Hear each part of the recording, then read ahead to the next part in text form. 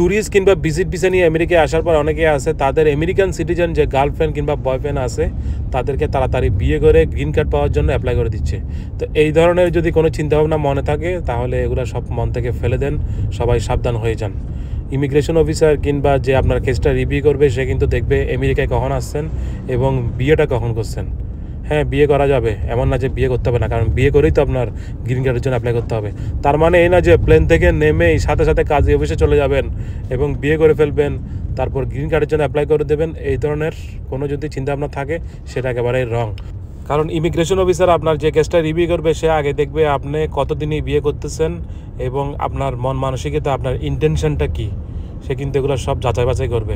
তো এই কারণে যারা গ্রিন কার্ড অ্যাপ্লাই করার জন্য এই যে আমেরিকায় আসতেছেন এবং আমেরিকান সিটিজেন কোনো নাগরিককে বিয়ে করতে চাচ্ছেন, একটু সবর করুন, সময় নেন, 3 সপ্তাহ 4 সপ্তাহ চাইতে দেন, তারপরে বিয়ে করেন।